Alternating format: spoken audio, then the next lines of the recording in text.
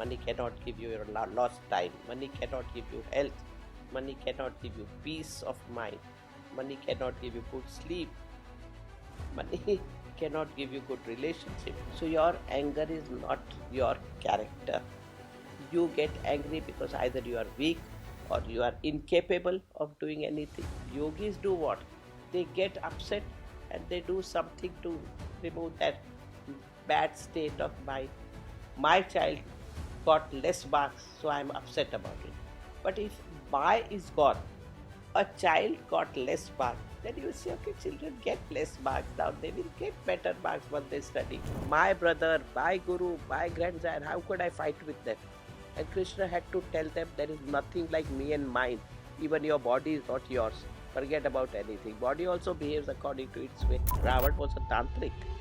All these Rakshasas in our tradition, they all were tantrics, controlling others and all that. What is this better level of consciousness? How can one elevate their consciousness?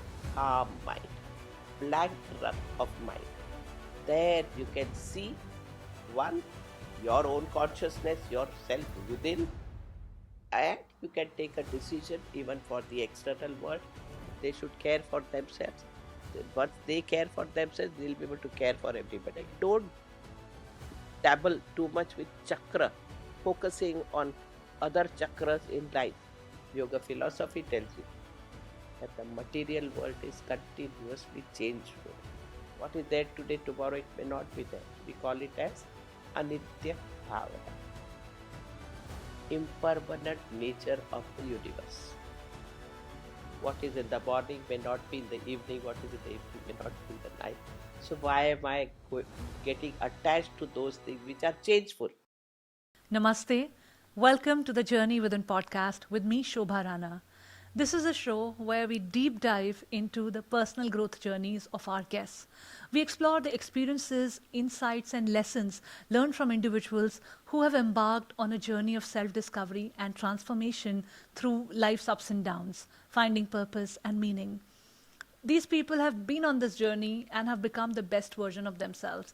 So join us as we reflect on life, gain wisdom, and inspire each other to know our true selves, our inner world better, so that we can keep growing in our own individual journeys. So let's master our inner world with the Journey Within podcast. Before we get into today's episode, a gentle reminder to all of you, those who have not subscribed to the channel. Please do subscribe to the channel because it costs you nothing and it also encourages us and motivates us to bring more such meaningful content your way, where you can learn to master your inner world. Click on the subscribe button, like, comment, and share. Also, do check out our podcast playlist. We have over 55 episodes. Those are loaded with the content to master your inner world. Now, let's begin the episode.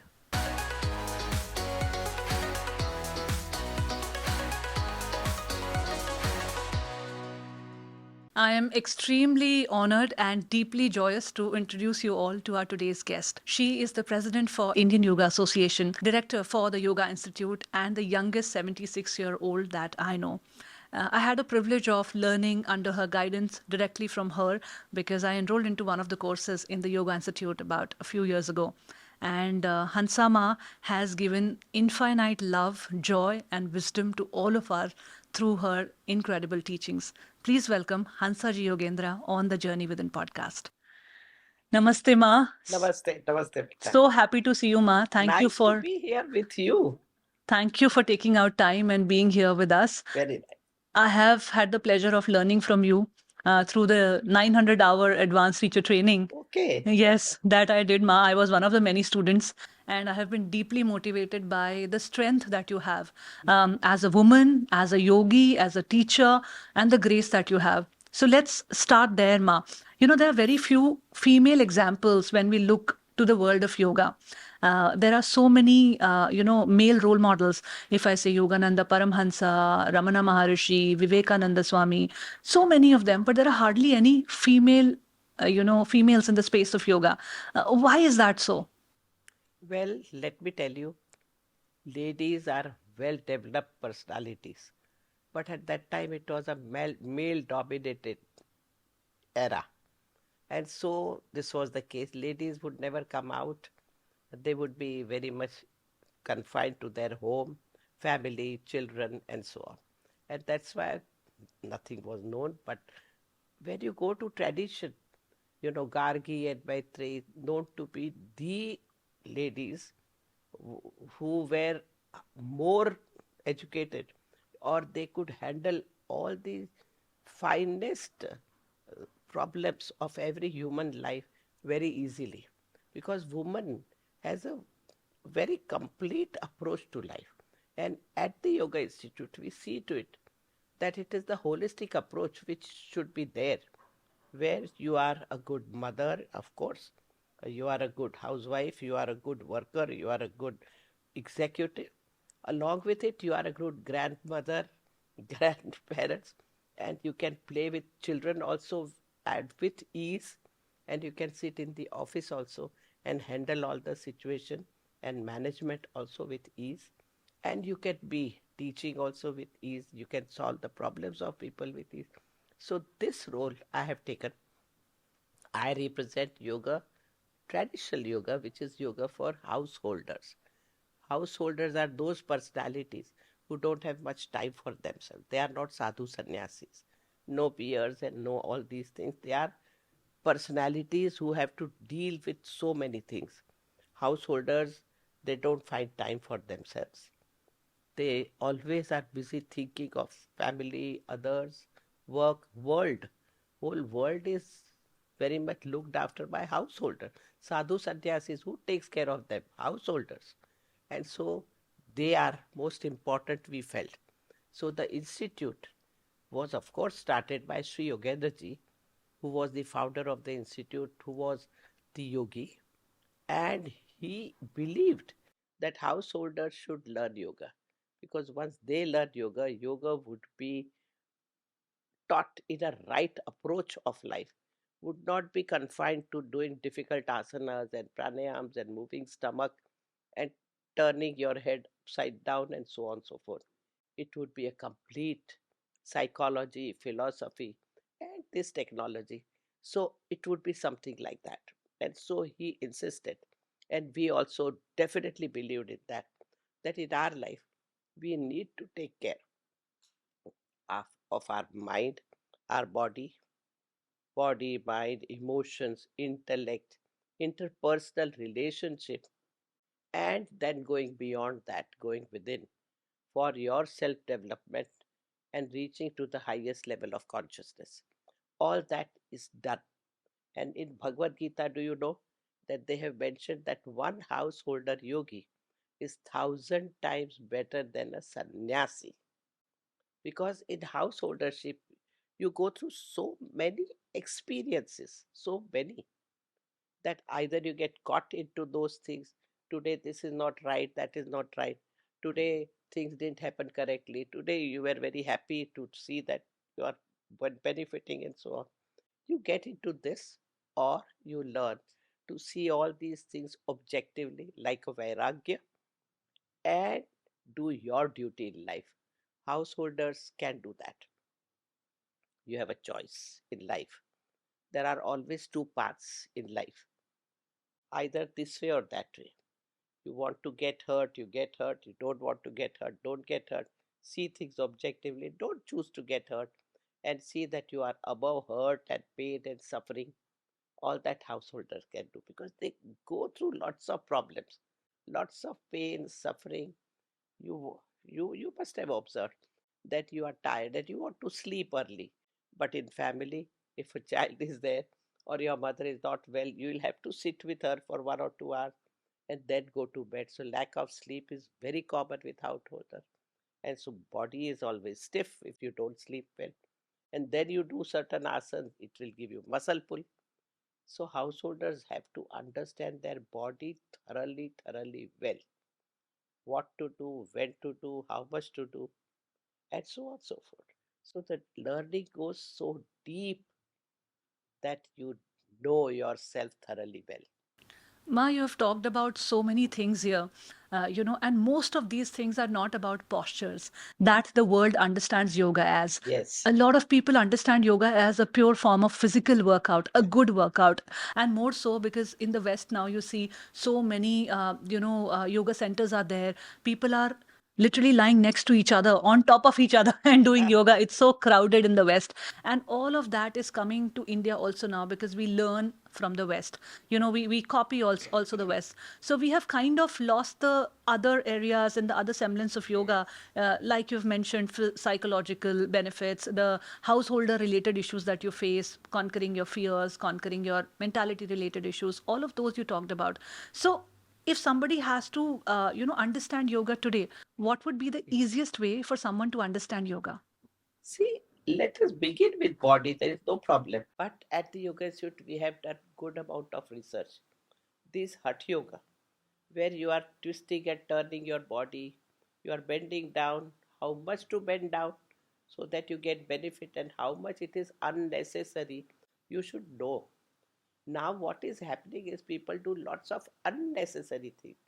They are going more and more down, bringing the head in between and bringing the leg from behind up, and there is no need. Now, the common man, when they watch all these things, they say, "No, Baba, we can't do yoga," because they feel that's too difficult.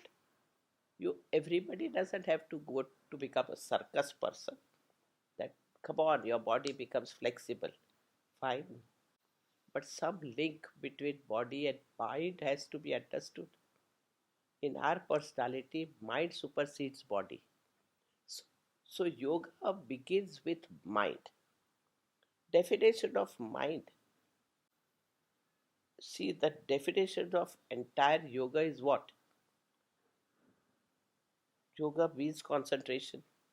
Whatever object you want to know, everything about that object, you want to gain the knowledge about that, because it is only through knowledge that you will be able to go beyond.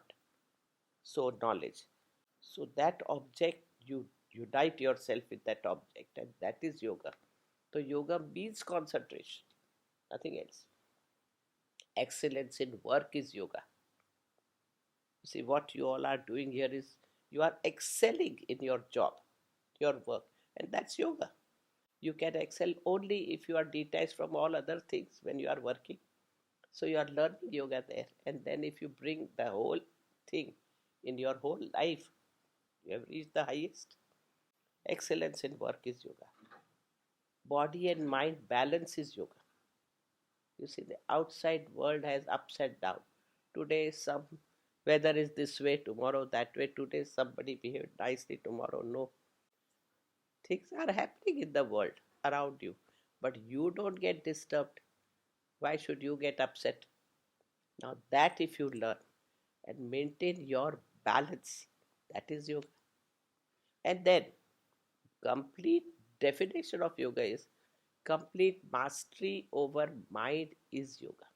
So, people should know first of all that what is yoga, and if they can go a little bit into proper understanding, they will come to know that yoga deals with mind more. Body management and all these things are a byproducts. Health is a byproduct. Automatically person gets healthy. You have to deal with mind. So first step in yoga is yam. That is ahimsa. Don't get hurt and don't hurt others. Take a decision that you will not hurt others. But first you don't get hurt. Now that is mind, human mind. You want to get hurt, don't. So you have to understand to choose a right path and choose not to get hurt. Choose not to speak lies. Choose not to steal the pleasure or benefit of others, credit of others. Choose to have more sensual control or direction of sensory organs in a right direction, brahmacharya, and don't amass wealth too much, because every area will need your attention. That what will you do whole life? Taking care of house or a car or a furniture or this or that. Less you have more time to go within. And so it's very clear that mind needs training. And then comes what you should do for yourself. And then comes asanas. So asanas is the third step. But before that, if you have not handled this, you do asana, you become flexible. But here, since you have not handled, you get hurt, your muscles become tight, you get muscle cramps, you get muscle pull, and you are down with some problems. And then you blame yoga that I did this, so I had this pain and that pain. But actually, you didn't start yoga properly. You didn't manage your mind properly. Showing off has become a very common phenomenon, and I think a lot of things that we do is also because either we compare ourselves with others or we just want to impress others by showing off. Correct. So how does yoga come in here as a tool to help us go more within and not get into these petty comparisons? Very true. Now, this is the whole thing. In showing off, today you are best. People say, the great. Tomorrow you may be best, but day after somebody will become best than you. You can't remain best as you grow 2 years, 3 years elder, somebody 4 years younger, and if at all he is practicing, his body would be definitely better. In the institute, I had one wrestler coming, a wrestler who was gold medalist 4 times. He represented our country, gold medalist 4 times. But fifth time, somebody toppled him down that he couldn't take it. He just couldn't accept failure. Now, if you are best, you should learn how to take the failure also. You can't remain best always. That why can't people understand? They have to train their mind. And so, this ego has no place. But people have, and then their ego goes down. They go into depression, anxiety, tension, psychiatric problems, and so on and so forth because of their ego. So, we have to learn that look, if you are successful, you can fail also. If you have benefit also, benefited from something, the same thing may not benefit you.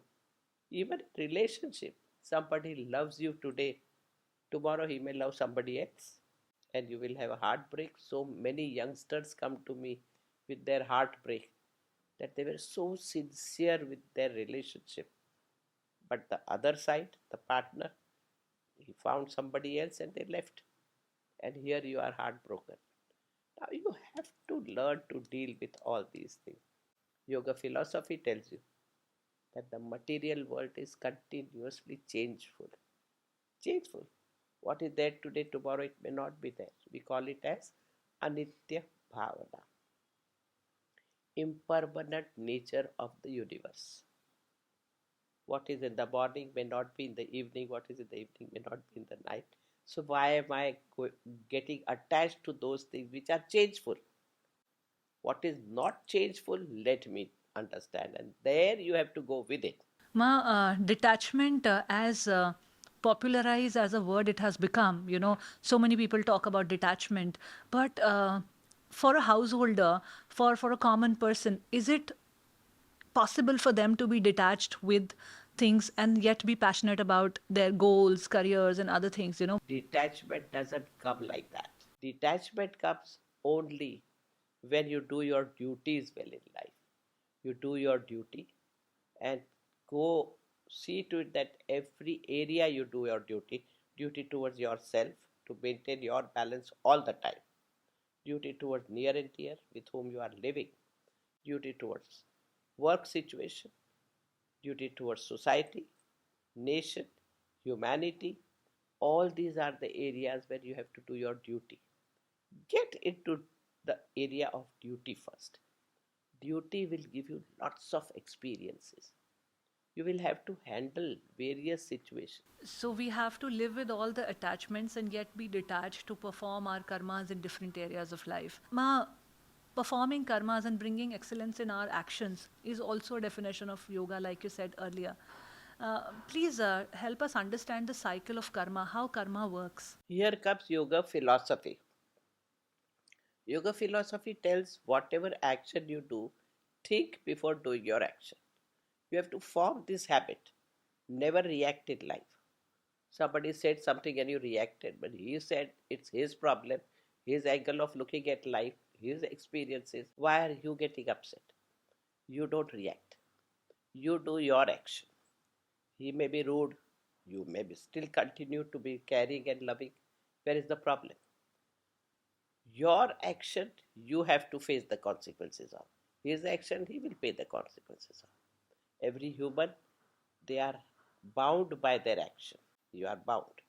You do action, every action has its own equal and opposite reaction that science says.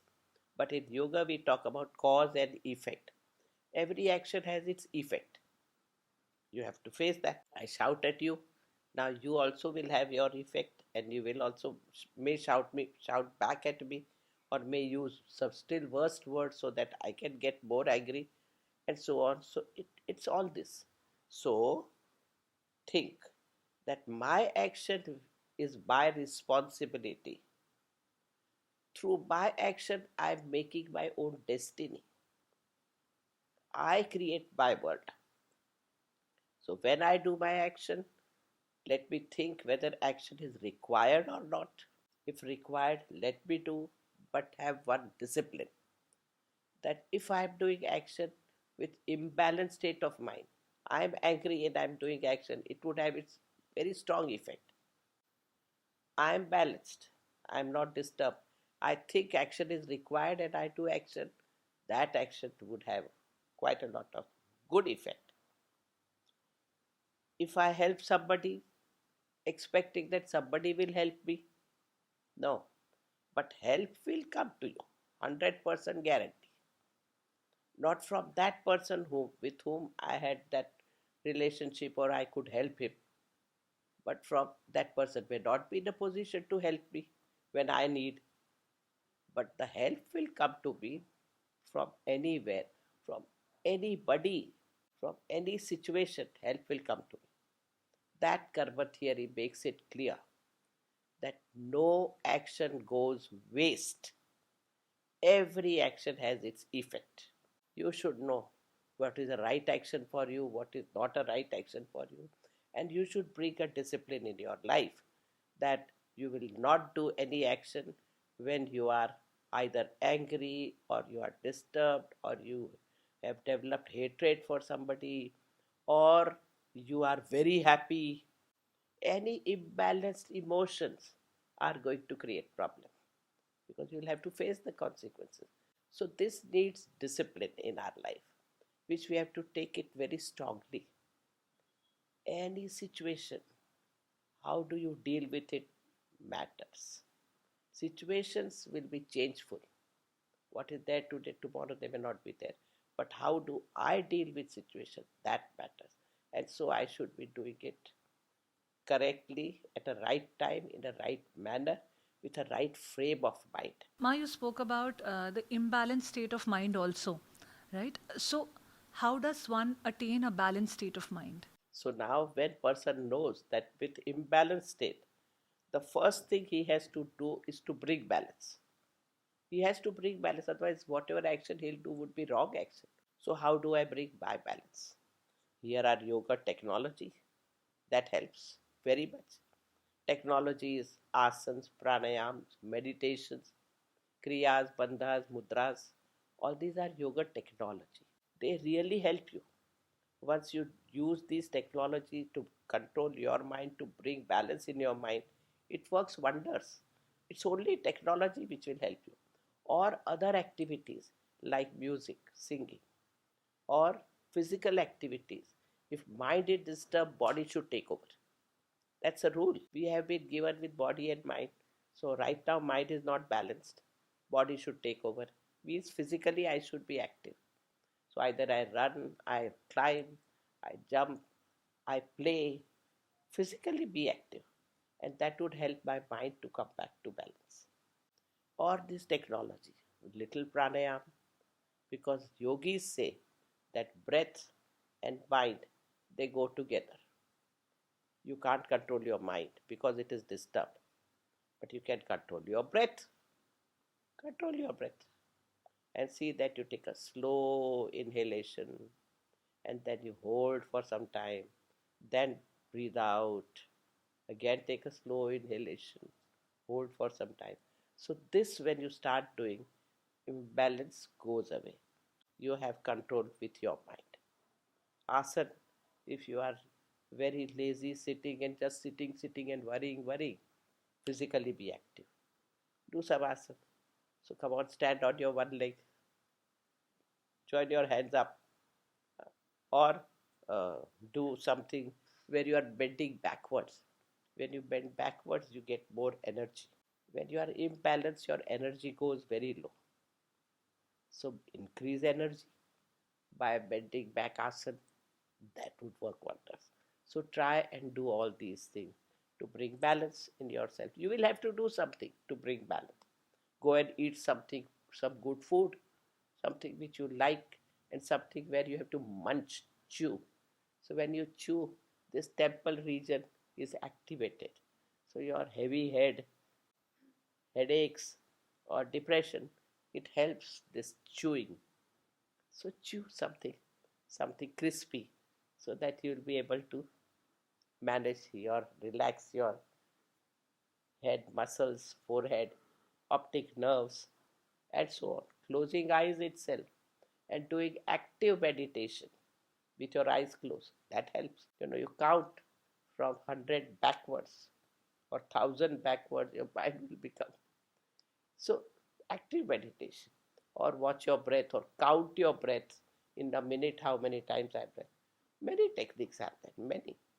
We at the institute have uh, an app where we have shown more than 100 ways of doing meditation uh, to bring a proper wavelength, alpha wave, so that you can come to that alpha wave very quickly. What simple technique like Sukhasana works wonders. Brings the alpha wave within 1.5 to 2 minutes. Alpha wave. And all these things. So it needs little practice. Learn and practice it, and you will be able to bring balance to your mind. Ma, I'm remembering the conflicts that I used to have in our homes. Like every household, there will be some or the other conflict. And the first thing my mother would say is that just go out, take a walk, and get some fresh air. Correct. So that is moving your body and also taking the air in. Exactly. Walking itself, my dear, is pranayam. Breathing in and breathing out. Watch your breath. You will notice that you are breathing in, breathing out in a rhythm when you are walking automatically. Yeah, so after 30 minutes, 15, 20 minutes of this walk, we would come back and the mind which was imbalanced earlier, which was in anger or frustrated or upset, is now not so much upset. It is coming slowly back to balance. So these ways are very experiential in nature. One has to do to realize. Otherwise, the logical mind, keeps questioning that how is taking a walk or just dancing to a song is going to help me bring my mind back to balance in logic. But one thing more I'll tell you. Once by any of these things, if you bring your mind back to balance, then the work is not over. Once the mind is in balance, then educate your mind that why did it get disturbed? Now, what to do so that the same situation is going to come, maybe in a different shape and form. How will you deal with it? Educate yourself. Just bringing balance, balance, balance all the time doesn't work. Balance mind is ready to learn fast and receive fast and hold on very nicely the knowledge. Otherwise, you listen to so many wise things, you forget. Well, how much do you remember? But if you are listening with a balanced state of mind, you will remember. So basically, contemplating and reflecting on why, what happened, and what could I have done better. Educate yourself. Very important. Otherwise, yogis do what? They get upset and they do something to remove that bad state of mind, and they are happy again. Again, they get upset for something else and again bad. That's the only way people live their life. Yeah, Ma, that's a common problem these days, because when a fight or an issue between two people happens, even if they cool off and come back to talking nicely to each other and life moves on, 2 days later something similar happens. And just Yes, because you have not reflected upon and contemplated, exactly. you come back to the whole cycle over and over again. Exactly. So you have to go above that.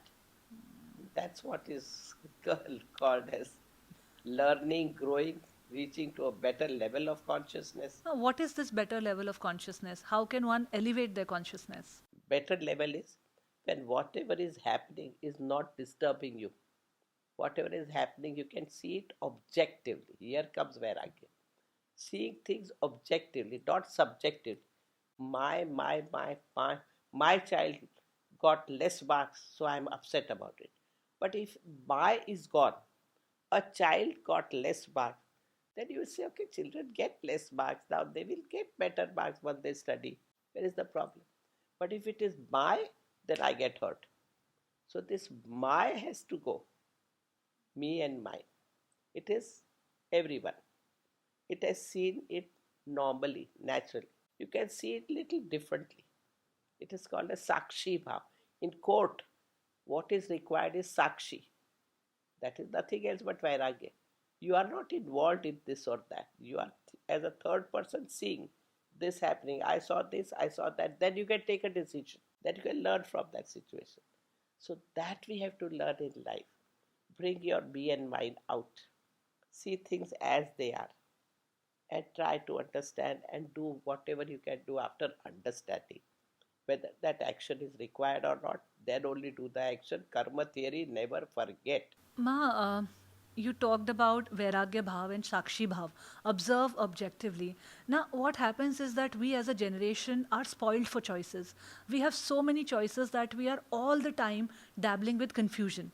Confusion management is one of the biggest obstacles and barriers to our well being because we want to eat something, we are confused with what to eat. There are gazillion options. We want to be with someone, there are again so many options of being with a partner also. We want to opt for a career, again we see so much on social media, somebody is doing this, somebody is doing that. I We are agree. all the time outwardly drawn, ma. I agree. And all of this attraction towards what's available for me, that is helping me so confused. How does yoga as a tool can help me center my mind, cool down this confusion for me and be a better decision maker, basically the role of yoga in better decision making? Very true. And I agree. The life has not become that simple which was there earlier. You see, earlier there were not much options. Just two, three subjects. Either you become engineer or a doctor or a you know, management of money, that is accountant. These were few options. And so it was very clear you want to become this or that. Now there are so many options that every child is confused what to do and how which line he should take and all that. But then the whole point is there are many options, so more difficult to find out what and what. Hardly very few children are there who are very clear that this is what they want to do, but rest is not. And it's not just in education, in many other things. As you mentioned, the whole list. Now, to take a decision, what is right for me and what is wrong for me, that you'll have to do some experiment on yourself. First of all, be clear what do you want? You want. Learn to see things from various angles. As I very often in the classroom, I ask children that what do you want in life? So majority of them say, Hansaji, what do we want? We want money. In today's world, it is money which is most important. So we want money. I said, very fine, nothing is wrong. Because our life, the moment we are born, we have to do these four activities very clearly. One is dharma, which I mentioned, that do your duties in life. Second is artha, that is money. You have to earn money because life doesn't go without money. Third is calm, management of your emotions, management of your uh, desires and ups and downs. How do you deal with that? And bringing some joy and help in diverting mind from routine to something else. And fourth is moksha, self development, reaching to the highest reality. These four activities you should involve in always, every day, I said. So now money is important, I agree.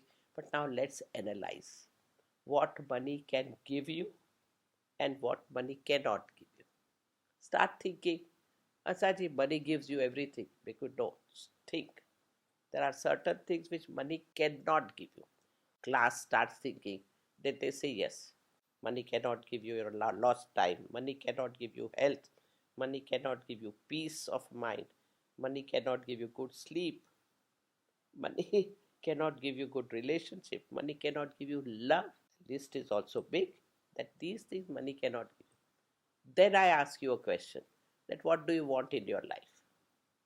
So the class says we want peace, we want love, we want somebody to love us, we want care, we want caressment, we want joy of doing something which is great, not just getting VMR or some person is in the house, that happiness is temporary. We realize it. Whatever you bring in the house, whatever is there, you want to bring something which you love, bring.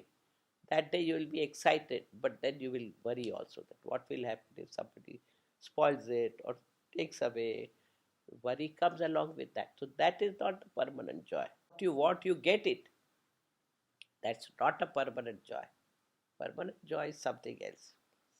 That comes with love, with care, where you are useful to somebody's life. When you start analyzing things, start understanding things from various angles, your entire outlook changes in life.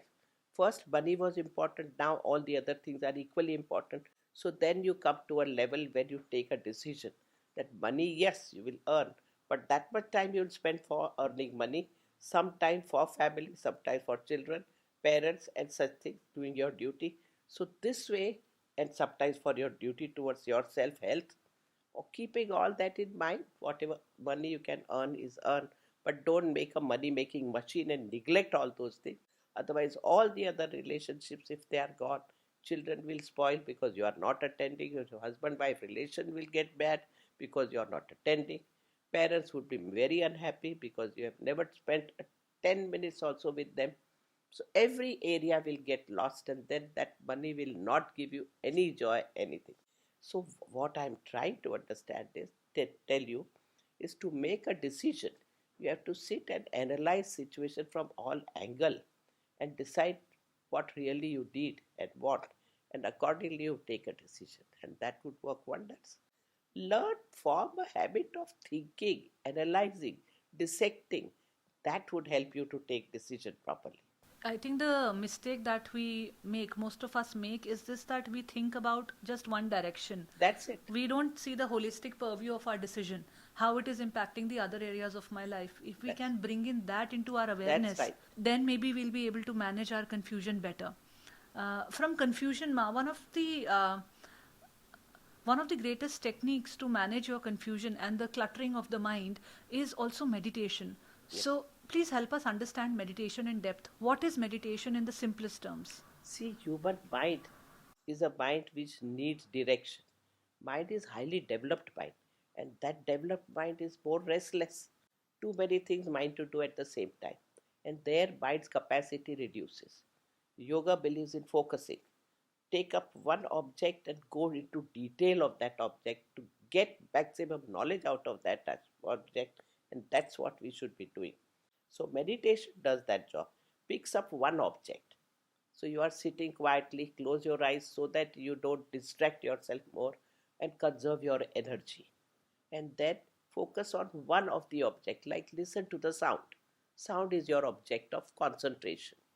So listen to the sound which are there around you and just get involved in listening to sound without choices. I like this sound and that sound, and without thinking. Stop thinking. Meditation goes after that. Stop thinking. Restless mind has to settle down. So sound could be one of the medium. Another medium could be sense of smell. Third could be something, some flower, and you focus on the attention of flower. Eyesight, skin, the touch of air on your skin. Just get into that, and your mind would be steady. Meditation is a technique when it just steadies your mind. It makes your mind clutter free. So, clutter means too many thoughts and confusion. Calm mind, blank run of mind. There you can see one, your own consciousness, yourself within, and you can take a decision even for the external world if it is required. So, that technique really helps. The best way, the simplest meditation technique is that these things which I have told you, they are very simple. You do and you will enjoy it. But another technique is watch your breath. So, how you are breathing in and out, try and just watch. If your mind is running here and there, count your breaths in a minute. It's a training of mind. And if mind is again running here and there, take your breath little equal together. Inhalation and exhalation equal. That we call as pranayam number one, and that is a meditation technique. So do that. So these are techniques where your mind will be trained. Yogis say that human mind needs training because it is highly developed mind. Rightly so, Ma. These are the simple, beautiful techniques that you have told to practice meditation with ease. Now, in my observation and the limited experience of life that I have, I feel that simpler things are very difficult to do. If somebody tells me to go and do a 3 hour long yoga class, I can probably do that. But if somebody tells for a 30 minutes meditation, for a lot of people, for the Gen Z, it's very difficult to sit in silence, to be one with their own self, their own sensory organs. So, what would be the best way for them to start, meditation for beginners? What would that be? I would say spend only 5 minutes. Otherwise, you will form a habit of sitting in meditation and doing nothing. Here you are doing nothing. Whole day you are running around doing this, this, this, this. Now meditation tells you go opposite. Do nothing. So once you do nothing, your mind becomes quieter and quieter and quieter. That also state you start enjoying. 5 minutes, not more than that. Then you be busy at work. Otherwise, it would be difficult. Your work would be at loss. And so, beginners should not do meditation for more than 5 minutes. Rather, I would say sit quietly, tell your mind not to think. If any thoughts are coming, don't bother about it. Let them come and go, and just watch what type of thoughts you are doing all the time. You will know yourself more because you are now, meditation means you are having a connection with yourself. You are going internal and not external, and that person should know. Ma, you talked about do nothing. Because we are constantly doing so many things in the day that allot 5 minutes in your day to do absolutely nothing. Now, the problem with doing nothing is that we as a generation are addicted to being entertained all the time. Boredom is one of the biggest challenges that we are facing. We are so addicted to the idea of being entertained all the time in every possible way.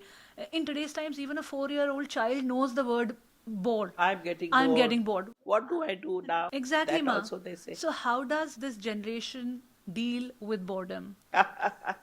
See, doing nothing is not that easy. So instead of that, again, try and do something which is very pleasant. And so try and see that you are either listening to music, so one object and staying, or look at the world. We call it as see the world passively without thoughts. I'm looking at you, such a beautiful lady you are. I'm looking at people around, lovely, but not thinking. No, your neck should be little shorter than that size, or your nose should be little. No, no other thoughts. You are beautiful and enjoy that beauty. You are seeing flower, fruits, enjoy that. You are seeing birds, animal. See objectively, not subjectively. Now, one of the other common issues that the youth of today is facing is anger. Now, we as humans have always been angry on things here and there, but nowadays it's becoming very, very more prevalent and more Yes. aggression. Even a very, very young kid is also so angry and so upset with little things in life. The patience is decreasing. So, how does one manage their anger using the tools of yoga? We have to understand that anger in any case is wrong. Who gets angry? A weak person gets angry. A person who doesn't know how to manage lovingly gets angry. A person who is expecting things from others. So your anger is not your character. You get angry because either you are weak or you are incapable of doing anything, or you think that others are bothering you too much, and so you get angry. Now, all these areas you can handle. All these areas. You should know that anger is a reflection of weak person. First of all, tell yourself that you don't want to become weak, you want to become strong. Strong people, they'll still behave very caringly and lovingly. They don't get angry. I'll give you one interesting topic. In our couples class, we have couples class in the institute, husband and wife. Once I asked ladies, it was a ladies group on one side. I asked ladies that if your husband forgets your wedding anniversary, what will happen? Ladies say we will get angry. This is not the way. They can't forget our wedding anniversary, important day. They'll remember everything and forget wedding, and we will get really angry. Then I said, what will you do? Not talk to them or create problems or all these things. Fight with them and so on and so forth. One lady told me, no, I will see to it that my husband remembers our wedding anniversary. She was that. She says, 10 days before only I start telling him. On that day, our wedding anniversary, then let us see how do we celebrate this and that. I don't wait for him whether he remembers or not. I am not dependent on his memory. I want to celebrate that day. I'll see to it that I'll celebrate that day. See, this is the approach. And I said, that's very good. So when you remember all these things, you will not get angry. If you are caring and loving, nobody can make you angry. If you are happy, nobody can make you unhappy. You take charge of yourself. Taking charge of our emotions, I think that is the large part of human existence on this planet, managing emotions, because everything that we do in life, most of the decisions that we take, whether they are outwardly, whether they are career related, whether they are materialistic, or they are internal or relationship related, all of them are driven by emotions. So regulating our emotions becomes a very, very challenging See, area. God has given us capacity. In our mind, we have two things. One, emotions. Another is intellect, buddhi, intelligence. Now, emotions problem is they could be positive or they could be negative. So see to it that your emotions are either positive, negative emotion, remove it out fast, because you will burn yourself, you will bring diseases, you will bring problem in your life with your negative emotions. Positive emotions, keep it, no problem. That would help you. Enthusiasm, strength, courage, all these are positive emotions. Carry on. So when you go into negative emotion, what helps you? Your intellect, buddhi. It tells you, start analyzing why are you negative, what to do to come out of negativity. Think. Intelligence has to be used. When that is used, then these emotions are handled. Otherwise, not. Person under the influence of emotion can do anything. You are sad, you get into emotional state, I am very sad, and then you commit suicide. Or emotions, you are angry and emotional, very strong anger, and you will murder somebody. You can't do that. So use your intellect that this is right or wrong. What is right for you, what is not, you should know. And so learn. Earlier also I told you that we have to learn to use our intellect, think situation from all various angles, and then take a decision. And this way we'll be able to handle our emotions. When a difficult situation arises, the first thing that stops working is our intellect and our buddhi. We just go on to this train of emotions and we go spoiling everything else, like you said. But a moment of pause there, and then So analyzing. sleep it out now, so jao, because you can't handle the situation right now. Sleep. Tell God, I'm sleeping, you take charge. Some faith is required, no? In higher reality, you and me are not running the world. Situations are something which you don't know how to handle. You are getting more and more angry. Right now, my state of mind is not right. Let me not do any action, because I told you with bad state, don't do any action. So if I don't have to do any action, what to do? Let me sleep. Sleep it out. Good sleep can solve big, big problems. Good sleep. So you should give importance to sleep. So doing nothing whenever anything is going out of balance in our life, whether it's a imbalanced mind, imbalanced situations, imbalanced life, just sleep it over or do nothing. Yes. Take a pause. Sleep or do nothing. Just see the world objectively. Wow, बच्चे कितना अच्छा खेल रहे हैं. How children are playing. How the world is going so high and high. And so on so forth. Take interest in nature. Oh, it just, you will enjoy how the egg, from egg, the little thing comes out. You start watching it. That's wonderful.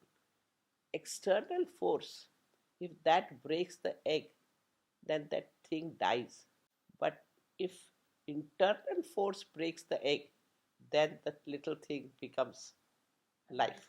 Then the life comes. So your internal force should be there. Externally, don't get affected. Uh, these are such beautiful life lessons that you're giving us from your pearls of wisdom that you have accumulated over the years of your practice. You've been practicing yoga for, I think, all your life. Yes, that is very much part of your personality. I think yoga, I breathe yoga, I talk yoga. You teach yoga. You empower everybody to do yoga. Like you said, angry person can go to any extremes and cause harm. Like that, in today's times, addiction is also one of the challenges that the youth is facing. In Gen Z, addiction for small things, smoking regularly, smoking up, which is using other substances, drinking, Oh, getting addicted to certain people. A lot of things are, pulling you out and making yes. you kind of away from your center. So, what are your thoughts there? How can yoga help in addiction? See, if a person wants to leave the addiction, then yoga can help. But if you don't want to leave, nothing can help. Even God can't help you. That's why we say that prevents the problem. Don't start with addiction. The moment you start, that thing takes over you. We humans are, in any case, weaklings, emotional, weak personality, palpable. I always say that we humans have to be at guard. Don't start wrong activity, and that would really take your life into a wrong direction. You'll feel frustrated and miserable. And so, if addiction, you are addicted to something, the best place would be rehab centers where you are into a atmosphere, closed atmosphere, where you are made to do different work, and you try to, where the psychiatrists are there, psychologists are there, analytical things happen, and they help you to understand life and how you should be able to do activities and all that. You see, people who are smoking and drinking, they are no more a human beings. They need to be to bring it to a human level. A husband who is drinking and smoking, I would say you are dealing with an animal, something. So you keep away till, or but help him out if he can go to addiction. Do that. But once you are out of that area, then take a, now how, what next? Then come to yoga. Come and stay at the institute and train yourself, learn, and then know how to now go ahead in life. And that works wonders. So we have people who were highly addicted. But I had even such people who had taken a decision that no more, I'm not going to touch, and they could do that. But there are people who say they take a decision and within 6 months they are back again to zero. Then they come again to do the course. Ma, like we are discussing, that there are so many options for all of us that it's become very difficult to know what is it that we truly like. And there's the next conversation about our purpose. How does one identify and find their true purpose when they themselves don't know who they are? You see, our likes and dislikes. First of all, we have to remove them, because what you like, that you will follow in life. Does it happen like that? I asked in the class, what you like, the job which you want to do, because you were educated accordingly, that you are an engineer. So you want a job keeping that in mind. But in reality, he gets a job of marketing. Now, what you like and what really is happening are two different things. See things as they are, accept things as they are, and go ahead in life. That has to happen. And then, whatever you get, you start liking it.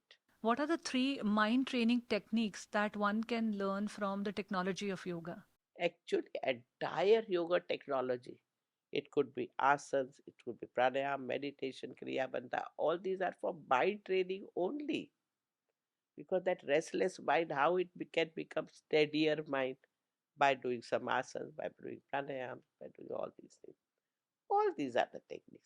But certain asanas you should do regularly, which I would strongly recommend. That somehow we are standing on our feet all the time. So go on shoulder stand. Sarvangasana, the name itself is Sarvangasana. You should be doing that asana regularly. Yogis give importance to spine, that spine should be flexible. So spine is given exercise in 6 different ways: forward, backward, sidewards, twist, upwards, and downwards.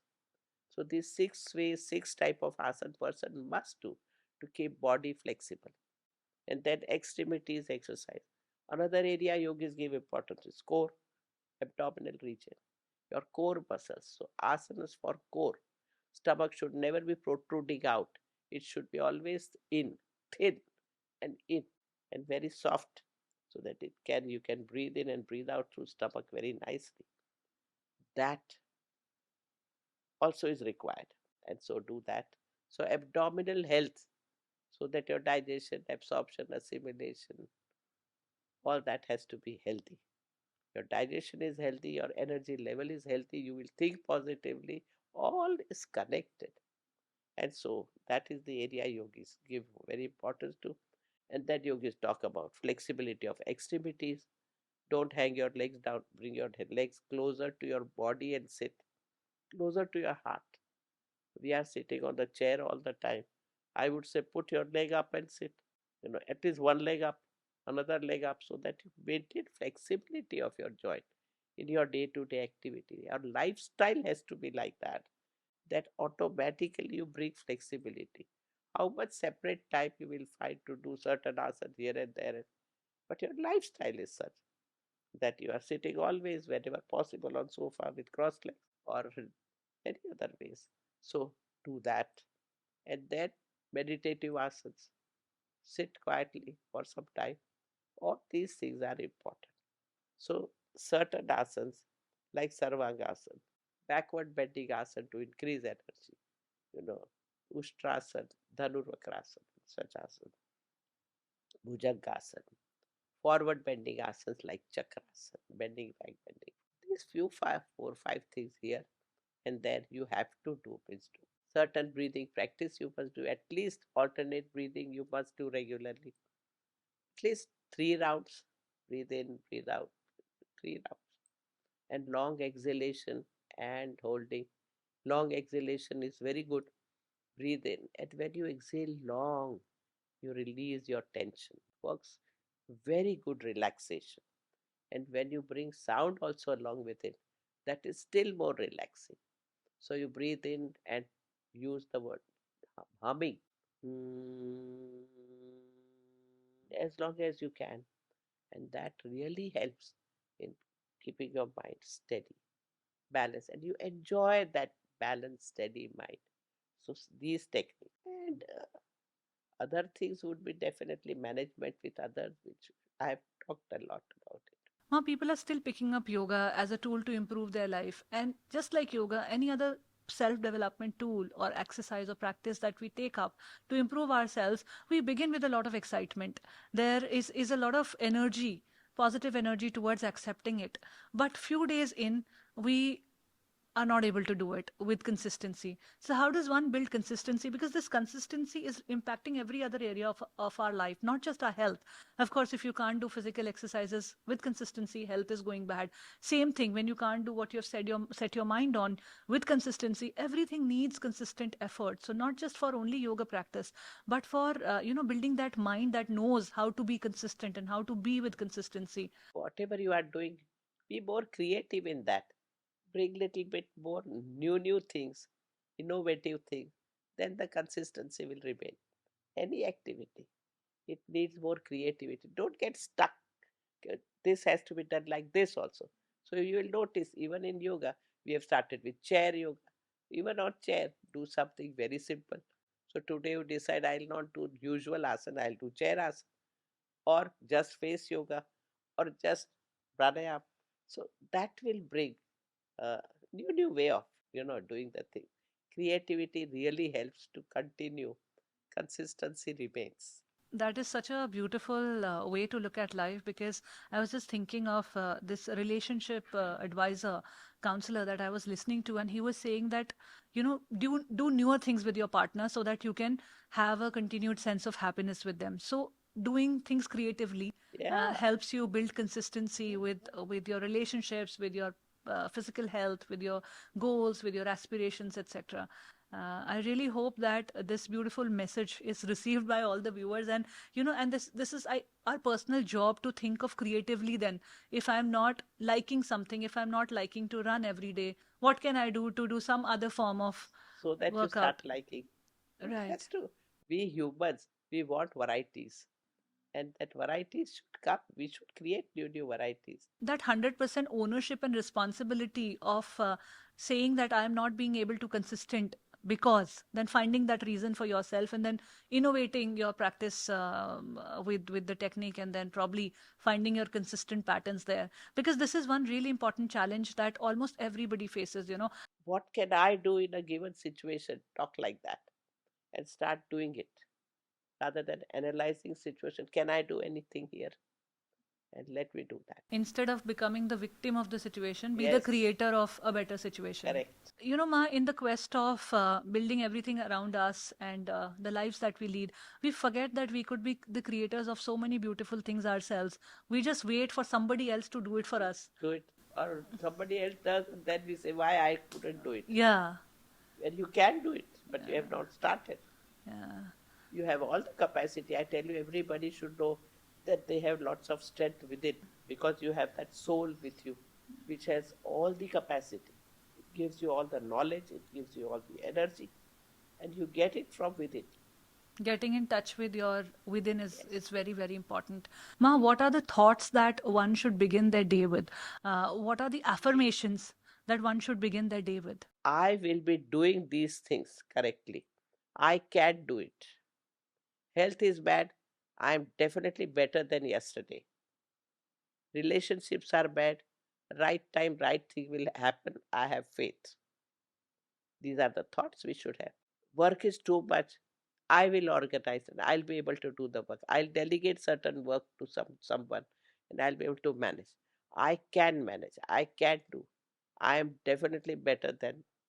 These are the thoughts I should give to myself in the morning. Ma, researchers suggest that most of the thoughts that come to our mind are negative, you know, in a day. Yes. Like over 90%, 95% thoughts that come to our mind are negative. So, how does one deal with negative thinking? You know, before doing something, you start having moments of self doubt that will I be able to do it, or others will do better, or I will fail at it. So, let me not begin, or let me do this way or that way. So, you create a lot of confusion also for yourself there. So, how does one deal with this negative thinking? You see, this negative thinking will not come if you have faith in yourself, if you love yourself, that you will be able to do. You are not satisfying the world. You can't satisfy everybody around you. You should satisfy yourself first. You should pat your back and say that fine, I have done the things well and all such stuffs. So try and see that any negative thought, immediately remove it out, because that is going to be detrimental to you. It will weaken you. Thoughts will come, but you have no time to think about negativity. You have time to think about what I'm going to do today. So that would help. Ma, do you think there is a certain degree of selfishness that we need to sort of operate with? Because you know how we are brought up in houses, we are always told to not be selfish, I know, I to always care about others, to always attend to others Yes, before our that's own needs. householders' life. Right? So, But here, householders should know that first duty is toward themselves. They should care for themselves. Once they care for themselves, they'll be able to care for everybody else. one is the teaching, Ma, we get through the words of our parents that, you know, care about others more and share with others more And and that's the be outwardly thinking. more. And the second thing is we learn by observation. We always see our mothers, our fathers not taking for themselves but providing for everybody else. So we pick it up and it becomes a very intrinsic part of ourselves that we want to cater to others before. So this certain degree of healthy selfishness What is is important. it? You call it selfishness, I call it wisdom. It's other way around. You see, one is a child character, where child is expecting things to happen. Others are doing things and child is waiting. He falls down if somebody picks it up, otherwise he run himself. So expectations, taking help from others, that is child character. Another is this parent character, always thinking about others and all that, ignoring their own time, ignoring their food, trying to see that everybody is satisfied and all. Parent character. They are absolutely overdoing the things. They are living only at emotional level of trying to help that emotional level. Now, third is adult character, which is intellect level, where you are matured, where what is to be required you do, unnecessarily you don't do. You don't make everybody dependent on you, but make them self reliant and help them to grow. That's adult character. Even in the office, a good boss would be to see that everyone grows in their life and not boss and you know, boss will take a decision, everybody should follow. But everybody's growth.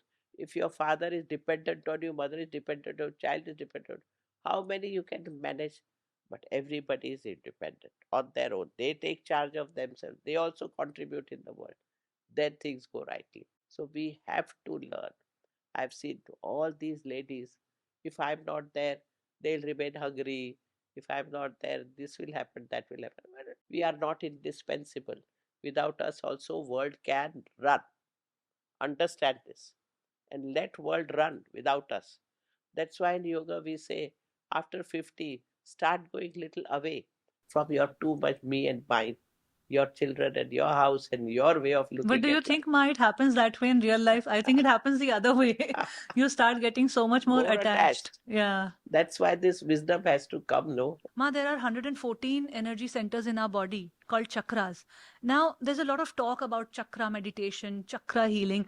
What are these Nowadays that has chakras? become a fashion. Right. So, what are these chakras and why do they need healing and how healing them will help us heal? The day we are born with certain pran, shakti, pran, energy. And so you don't have to worry about it. Whatever energy you have, first learn how to channelize it.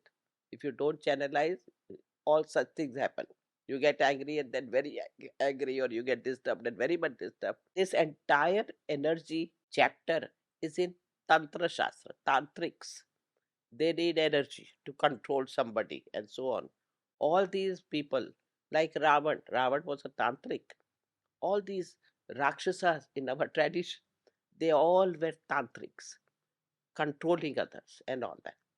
So it is not actually yoga, but Tantra yoga. Okay, you can talk about it. Now, since it has become too much attraction nowadays, Trending topic. what we are talking about is we have main channels of energy in the main spinal cord, vertebral column, where we have two nadis, Ida and Pingala. Uh, to balance that, we have alternate breathing technique. And the central nadi, Sushupna, which reaches to the highest, to the Sahasrara. All these theories are there. But in life, we have to learn to focus more on, as I said, Nabhi Chakra. In yoga, they give lots of importance to that. Muladhara, the base of your life. You focus in that area. Wherever mind goes, that area becomes active. Things are there, dormant in our body. But to activate that, you focus your mind on that area. So you have the technique like contracting and relaxation, Ashwini Mudra. You have a technique of contracting, pulling yourself up towards navel and staying there. These are simple techniques which we teach people. Uh, we don't directly say it will activate your chakra. People get into a wrong line. Then people come and tell me my this chakra is disturbed. I can't go further than that, and then they go psychiatric and totally into a bad state. So don't deal with this energy channel. I would strongly tell remain at base level and navel level, because navel level gives you knowledge about your entire body. Nabhi Chakre Kaya Vyuha Jnanam. Yoga Sutra talks about it. So your entire body you know thoroughly well. Now rest, it will go very automatically. When you want to do something in life, you need energy. Now if you really want to do something in life, energy comes. 100% it will come, that I guarantee. Here is a mother who doesn't get a sleep, baby is born.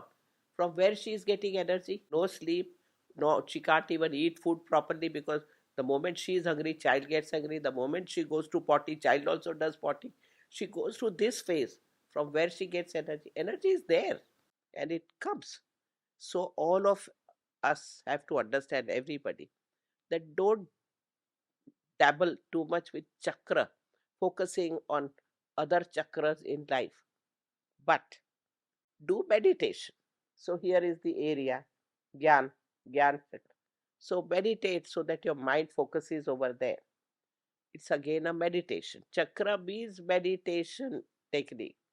How long you can stay in one state of mind for some time? Not more than 2 minutes. Thoughts come. So first train yourself to meditate so that no thoughts come in your mind. Then focus on one chakra. It's a long way to go. So, beginning itself, Sukhasana, see that you don't allow any thoughts coming in your mind. Then you put your mind on base. Then you put your mind on navel. Then you put your mind here. But still, you won't be able to put it for long, since you have to do so many other activity. You have to earn, you have to learn, you have to be with family. How much time do you get? So then this is the whole area where sadhus, sannyasis who have sufficient time, they do that. Householders, I would say no. But yeah, that much little you can focus on certain things. 5 minutes, 10 minutes. You can't do more. Mind will not remain steady for a long time. Child will cry there, mind will go. Your body is paining, mind will go. So it's a whole mumbo jumbo. So energy you have. So don't worry at all about energy. And You will don't get it. also worry about focusing on particular chakra, just to Exactly. overall activities. Yes, yes, Automatically, the chakras will align yes, and heal, and yes. whatever the terminology is. Automatically it will go into channel. No doubt. Ma, any conversation about yoga cannot be completed without having a conversation about Bhagavad Geeta. Okay. That's a spiritual book that talks about karma yoga in Yeah, depth. yeah. And Sri Krishna is telling to Arjun about how to excel in his karmas in every possible way. In today's times, a lot of us don't have the time to read yoga and even Patanjali Yoga Sutras chapter by chapter, verse by verse. So, what is your advice to them to I kind would of say imbibe the Bhagavad learning? Gita is a very simple book. If you take one chapter and read it, na, you will understand it. It is not like Yoga Sutra, where every sutra has very few words, where you will have to analyze every word and understand it in detail. Yoga Bhagavad Gita is a very practical book, and it brings the essence of Yoga Sutra also in Bhagavad Gita. They go hand in glove. They are together. So, Bhagavad Gita's direct message to you, that do your job with best of your capacity, do your job well. Arjun was very much into emotion, attachment. My brother, my guru, my grandson, how could I fight with them? And Krishna had to tell them there is nothing like me and mine. Even your body is not yours. Forget about anything. Body also behaves according to its way, and so on. There is, you do your duty. Your duty as a commander in chief, do your duty. Come to that level. And so Krishna explains the things well. So what actually comes in Bhagavad Gita is that कर्मण्येवाधिकारस्ते मा फलेषु कदाचन मा कर्म फल हेतुर्भु माते संगोस्तु अकर्मणि. Do your karma. No desire over the result of the karma.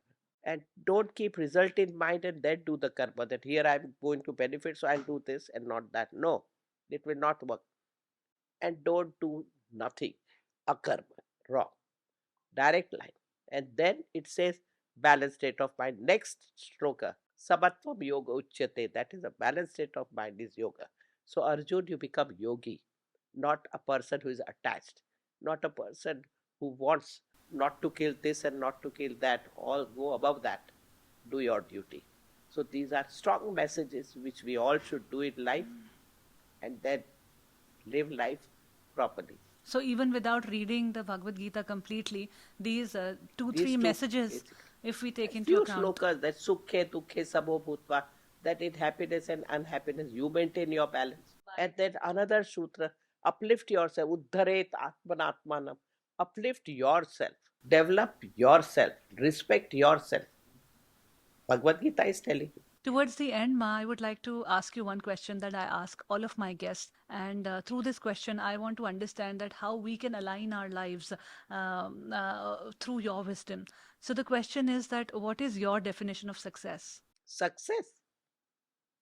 Okay.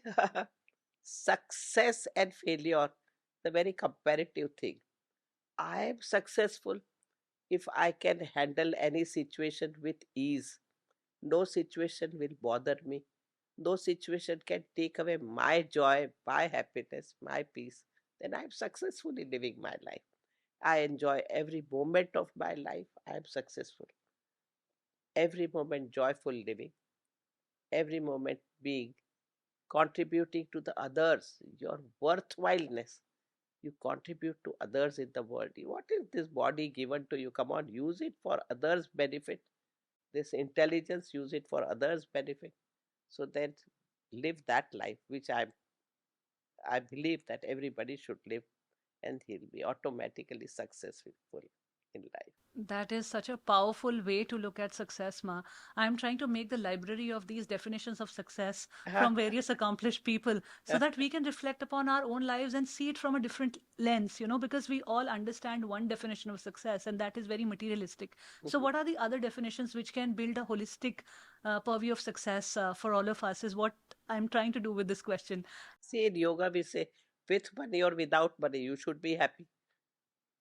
With respect or without respect, it doesn't make any difference. You should be happy. Your state of mind should go. Somebody is praising you too much, and tomorrow the same person can criticize you also. World is continuously changing. So your state, your joy should never go.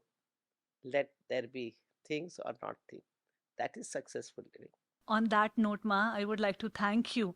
Really grateful to you that you came here and spent some time with us on the Journey Within podcast and share such wonderful, actionable, applicable, practical life lessons that I really hope that the viewers can apply in their lives and, develop themselves. Like you said, yoga is the technology for self development.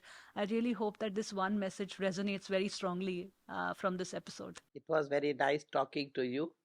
You were also going intense into yoga, and that I liked it very much. So nice.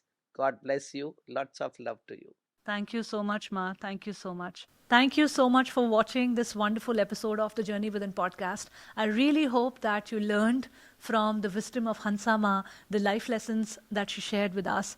This was truly an enriching episode for me and a very, heartwarming conversation. If you haven't checked out our podcast playlists yet, here is the button to click and watch other episodes of the Journey Within podcast. Do support the channel, like, comment, and share, and show us some love. Thank you, and see you in the next episode.